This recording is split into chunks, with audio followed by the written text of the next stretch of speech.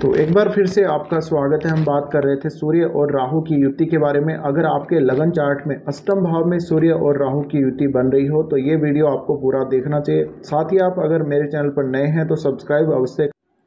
तो सबसे पहले हम बात कर लेते हैं राहु और सूर्य की जो युति होती है इसका अच्छा और बुरा प्रभाव क्या क्या हो सकता है, भले ही आपके किसी भी भाव में ये युति बन रही हो। देखिए, सबसे पहले सूर्य की बात करेंगे। सूर्य क्या दर्शाता है? आपकी कुंडली में आपकी आत्मा को दर्शाता है, आपके हार्ट को दर्शाता है, आपके पिता के साथ संबंध और आपके पिता को दर्शाता है, आपके पिता की स्थिति को दर्शाता है। इसके अलावा सूर्य सरकारी लाभ आपको मिलेगा या नहीं ये दर्शाता है, आपको अथॉरिटी मिलेगी या नहीं। सूर्य आपका ईगो भी है, सूर्य आपकी ओवरऑल एनर्जी है, आपकी पर्सनैलिटी है, और आप जो पाना चाहते हैं, जिस चीज़ के लिए आप इस दुनिया में आए हैं, जो आपका टारगेट है, वो सूर्य से रिप्रेजेंट होता है। क्योंकि सूर्य ही वो एनर्जी है जो आपको आगे बढ़ाता है, आपको एक्टिव बनाता है और आपको एक्टिवेट रखता है हर टाइम। तो सूर्य हमारा अगर देखा जाए तो अंदर का जो आत्मविश्वास है वो सूर्य से ही देखा जाता है। अब राहु के बारे में अगर बात करें तो राहु क्या दिखाता है? राहु देखिए पूरी तरह से भ्रम उत्पन्न करता है। राहु जिस ग्रह के साथ बैठ जाता है उस ग्रह के पावर को और ज़्यादा बढ़ा देता है। तो राहु का काम है एम्पलीफाई करना। और राहु जिस भी भाव में होगा उस भाव के और जिस ग्रह के साथ होगा उस ग्रह के गुणों को और ज़्यादा बढ़ा देगा, कई गुना वो बढ़ा देगा। तो राहु है वो एक फेक इमेज को दर्शाता है। राहु किसी भी तरीके से नियमों को तोड़ना या फिर किसी भी चीज़ को प्राप्त करना हो तो कोई भी तरीका अपनाकर, भले ही वो सही तरीका हो या गलत तरीका हो, अपनाकर उसको प्राप्त किया जाए। किसी भी तरीके से लाइफ में बड़े अचीवमेंट के लिए राहु सोचता है। तो राहु आपको बहुत बड़े बड़े सपने दिखाता है। ऐसे में हम कह सकते हैं राहु बहुत बड़ा एक इल्यूजन पैदा करता है। लेकिन ऐसा नहीं है कि राहु और सूर्य की अगर युति बनेगी या फिर राहु और सूर्य दोनों ही एक भाव में आएंगे तो आपको ये हमेशा गिराने का नहीं सोचते। यानी इनका जो प्रभाव होता है वो बुरा भी हो सकता है और बहुत ही अच्छा भी हो सकता है। अब डिपेंड करता है कि इनका जो डिस्पोजिटर है, जिस भाव में ये युति कर रहे हैं, इनका डिस्पोजिटर का संबंध अगर किसी अच्छे भाव से नहीं है, केंद्र भाव से नहीं है, या लाभ स्थान से नहीं है, 10th हाउस से नहीं है, या सेकंड हाउस से नहीं है, तो आपको दिक्कत हो सकती है। अगर राहु और सूर्य की युति आपके केंद्र भाव में बनती है और जो इनका डिस्पोजिटर होता है उसका संबंध अगर आपके 10th हाउस से हो जाता है, आपके लाभ स्थान यानी 11th हाउस से हो जाता है, या फिर सेकंड हाउस से हो जाता है, या फिर लगन से भी हो जाता है, तो आपको बहुत ऊंचाइयों तक ये लेकर जा सकते हैं। लेकिन इसमें ये डिपेंड करेगा कि राहु और सूर्य की जो राशि है, जिस राशि में ये दोनों बैठे हुए हैं, और इनके ऊपर कौन से अच्छे ग्रह की दृष्टि पड़ रही है, कौन से शुभ ग्रह की दृष्टि पड़ रही है, वो काफ़ी कुछ उस पर डिपेंड करता है।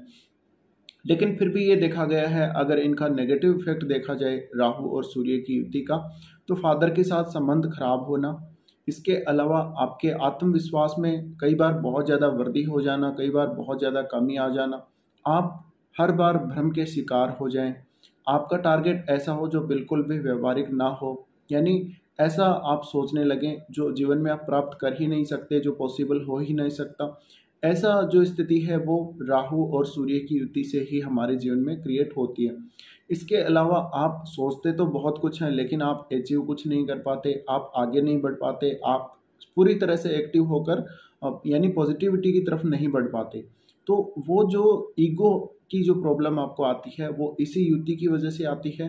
और आपके जो बनते बनते जो काम बिगड़ते हैं, अगर आपकी कुंडली में राहु और सूर्य की युति है तो इसके कारण भी ऐसा हो सकता है।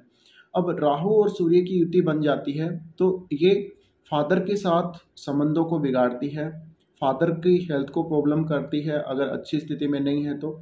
अगर इसके बुरे परिणामों को देखा जाए तो बार बार आपका ईगो हर्ट होगा।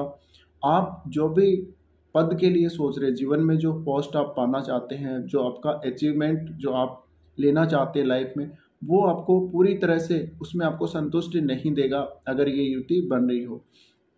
तो बहुत सारे इसके नेगेटिव प्रभाव हैं। अगर हम देखें तो राहु जब भी सूर्य के साथ युति करते हैं, ऐसे में आपका सरकार से कई बार संबंध खराब हो जाते हैं। कई बार बहुत सारे ऐसे लोगों से जो कोई हाई अथॉरिटी में हैं, जो कोई हाई पोस्ट पे हैं, या आपके बॉस भी आप समझ सकते हैं, उनसे आपके बार बार संबंध खराब हो जाते हैं। क्योंकि यहाँ पर जो ईगो है उसकी जो प्रॉब्लम है, ईगो की प्रॉब्लम बहुत ज़्यादा बढ़ जाती है आप में। राहु जब भी सूर्य के साथ आते हैं तो आप में ईगो को बढ़ा देते हैं। वो आपको हालांकि ऊपर की तरफ लेकर जाते हैं लाइफ में, लेकिन आपकी जो काम है वो सही तरीके से नहीं होते। यानी मेरा कहने का मतलब है कि आप जिस प्रकार से आपको वो टारगेट अचीव करना चाहिए, जिस प्रकार से आपको आगे बढ़ना चाहिए, उस प्रकार से राहु सूर्य के साथ मिलकर आपको आगे बढ़ने नहीं देता।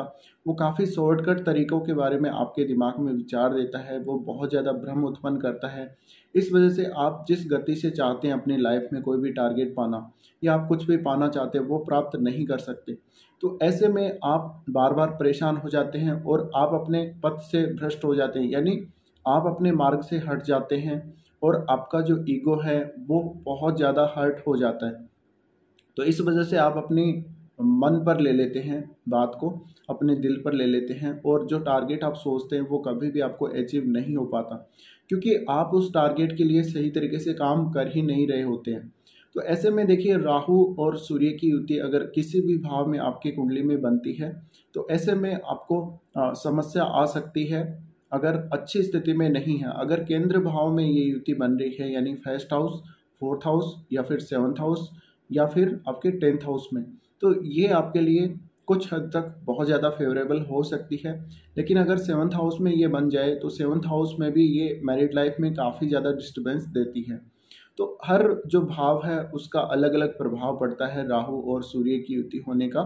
पर अगर बात की जाए केंद्र भाव की, तो आपके पर्सनली अगर फ़ायदे के लिए देखा जाए तो केंद्र भाव में ये युति अच्छी ही होती है। इसके अलावा आपको इनका जो डिस्पोजिटर है, यानी जिस राशि में ये युति बन रही है उसके स्वामी को जरूर देखना चाहिए। अगर उसका संबंध या वो जो ग्रह है वो आपका लाभ स्थान में बैठा हो, 10th हाउस में बैठा हो, काफ़ी अच्छी स्थिति में बैठा हो कुंडली में, तो फिर भी उसके लाभ आपको जरूर मिल जाते हैं। लेकिन कहीं ना कहीं ये युति जब आपके बन रही हो कुंडली में तो थोड़ा सावधानी से ही आपको आगे बढ़ना चाहिए और अपने जो टारगेट हैं हमेशा आपको छोटे रखने चाहिए। लाइफ में हमेशा आपको सही तरीके से आगे बढ़ना। तो अब बात करते हैं, सूर्य और राहु जब अष्टम भाव में युति कर रहे होते हैं तो क्या क्या आपको दिक्कत हो सकते हैं, क्या क्या इसके अच्छे प्रभाव आपकी कुंडली में हो सकते हैं। देखिए, अष्टम भाव में राहु जब भी होता है और वो विशेषकर सूर्य के साथ होता है तो सूर्य की एनर्जी यहाँ पर पूरी तरह से काम करती है, राहु उसका फायदा उठाता है। तो जातक के लिए बहुत कुछ पॉजिटिव हो सकता है। सबसे पहले पॉजिटिव की ही बात करते हैं, पॉजिटिव क्या क्या हो सकता है।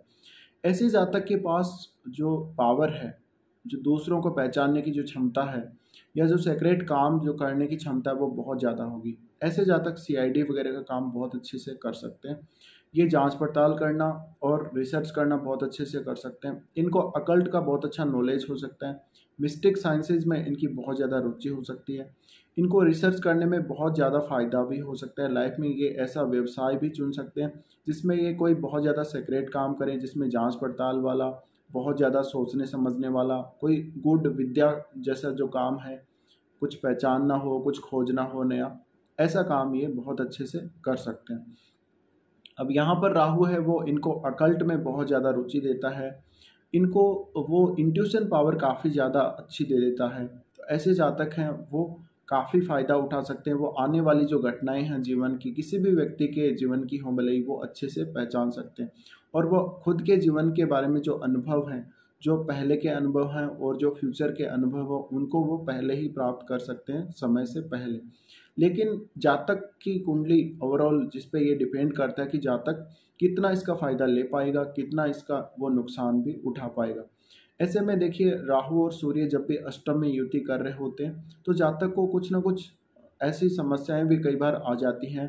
तो यहाँ पर अगर नेगेटिव चीज़ों के बारे में बात करें, राहु और सूर्य के नेगेटिव जो प्रभाव होते हैं कुंडली में, तो ऐसे जातक को गुप्तांगों से संबंधित समस्या हो सकती है, हार्ट से संबंधित समस्या हो सकती है, उनके पिता के साथ, अपने पिता के साथ ही रिलेशन बहुत ज़्यादा ख़राब हो सकते हैं। इसके अलावा उनके अपने इन लॉज के साथ भी बहुत ज़्यादा दिक्कतें उनको आ सकती हैं। साथ में ऐसा जातक कोई भी लीगल इश्यू में कहीं फंस सकता है, प्रॉपर्टी वगैरह के मामले में, या इन लॉज के साथ उसके जो संबंध हैं उनकी वजह से वो कुछ ना कुछ प्रॉब्लम में आ जाता है। ऐसे जातक को एक्सीडेंट हो सकता है अचानक, या उसको सांप के द्वारा काटे जाने का भय, ऊंचे स्थान से गिरने का भय, ये सब हो सकते हैं। इसके अलावा ऐसे जो जातक होते हैं वो बहुत ज़्यादा, अगर सूर्य का संबंध अगर लगन से हो या फिर यहाँ का जो अष्टम भाव का स्वामी है वो लगन में बैठा हुआ हो, तो ऐसे में इनको जो एक इनकी जो प्रकृति होती है वो बहुत ज़्यादा छुपी हुई रहती है। ये बहुत ज़्यादा छुपे रुस्तम हो सकते हैं। इनको कोई पहचान नहीं पाता, ये अपनी पहचान छुपा सकते हैं। ये हमेशा जो दुनियादारी है उसकी बातों को बहुत अच्छे से जानते हैं। इसके अलावा ये दूसरे व्यक्तियों को जांच पड़ताल करने में, दूसरे व्यक्तियों का पता लगाने में और छुपी हुई चीज़ों का, छुपे हुए रहस्यों का पता लगाने में काफ़ी तेज होते हैं। तो इसका ये बहुत अच्छे से फ़ायदा उठा सकते हैं। ऐसे जातकों को आप कोई भी रिसर्च के फील्ड में ले जाइए, वहाँ पर ये बहुत अच्छा करेंगे। या इनसे कोई ना कोई रहस्यवादी कोई जांच करवानी हो, कुछ रहस्य का पता लगाना हो या खोई हुई चीज़ का पता लगाना हो, ऐसे जातक बहुत अच्छे से काम कर सकते हैं। ये जासूसी टाइप के जो काम हैं या जो जासूसी टाइप के जो भी कुछ फ़िल्में वगैरह होती हैं, उनमें बहुत ज़्यादा रुचि रख सकते हैं। तो यहाँ सूर्य के आ जाने की वजह से राहु के साथ जब अष्टम में सूर्य आएगा तो इनकी पावर बहुत ज़्यादा बढ़ जाएगी। इनको आभास होने लगेगा, इनको पहले ही आभास हो जाता है, कुछ भी आगे फ्यूचर में होने वाला होता है इनके जीवन में, उसका आभास ये पहले ही कर लेते हैं। तो ऐसे जातक हैं वो बहुत ज़्यादा आगे बढ़ सकते हैं लाइफ में सूर्य और राहु के इस प्रभाव की वजह से। लेकिन अगर ये प्रभाव इनके लिए नेगेटिव साबित हुआ तो काफ़ी सारी प्रॉब्लम्स भी क्रिएट कर सकते हैं। अब यहाँ पर क्योंकि केतु जो सेकंड हाउस में बैठा होता है और सूर्य और राहु दोनों की दृष्टि सेकंड हाउस पर पड़ती है, तो ऐसे जातकों को ये लगता है कि उनके जीवन में बहुत ज़्यादा पैसे का अभाव हो सकता है। इनके पास पर्याप्त मात्रा में पैसा होते हुए भी इनको अभाव महसूस होता है। इसके अलावा ऐसे जातकों के जो संबंध है अपने इन लॉज के साथ वो अच्छे नहीं होते। इनको हालांकि उनसे लाभ जरूर हो सकता है, लेकिन वहाँ भी लड़ाई झगड़ा होगा, कुछ ना कुछ ऐसा विवाद जरूर होगा, उसके बाद ही ऐसे जातकों को फायदा मिल सकता है।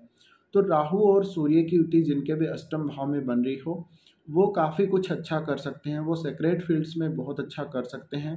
वो हो सकता है जनता के सामने पूरी तरह से ना आए, लेकिन एक पर्दे के पीछे अगर हम माने तो बहुत कुछ करने वाले, बहुत कुछ करने की क्षमता रखने वाले हो सकते हैं। तो इस प्रकार का प्रभाव रहेगा जब सूर्य और राहु अष्टम में युति करेंगे।